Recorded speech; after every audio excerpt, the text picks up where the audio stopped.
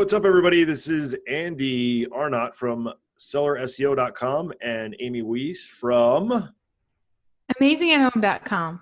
And we are going to cover advanced PPC. This is Seller Roundtable number 6.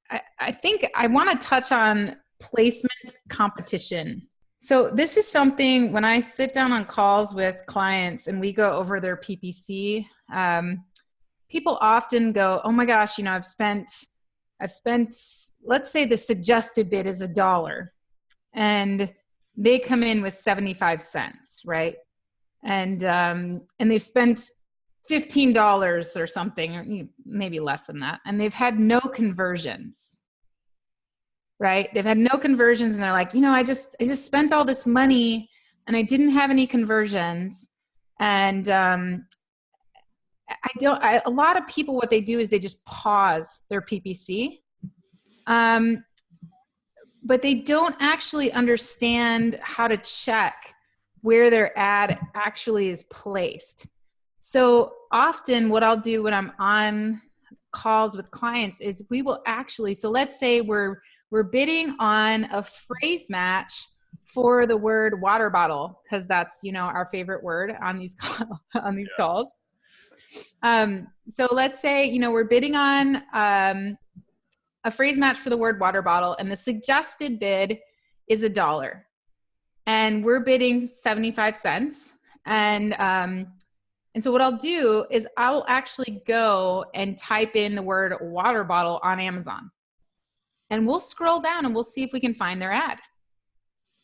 And this is really a good way to show them, hey, if you aren't seeing your ad anywhere, customers are most likely not seeing your ad either, right? There's many different places that your ad could be placed.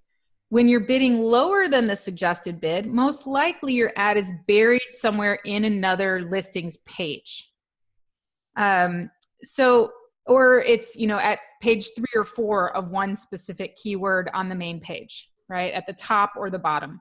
But what can happen, you have to take your ad placement into consideration, because if you're very relevant for the keyword water bottle, maybe a longer tail keyword is a better example. But if you're very relevant and you're bidding at the top of the page, you're bidding high enough to be at the top of the page, do you think that might make a difference in your sales and in your conversions?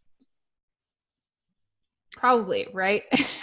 So that's the thing, is don't just assume because you've spent a lot of money, if you're bidding less than the suggested bid and your ad is buried, don't just assume that you're not relevant to that keyword, right? Yeah.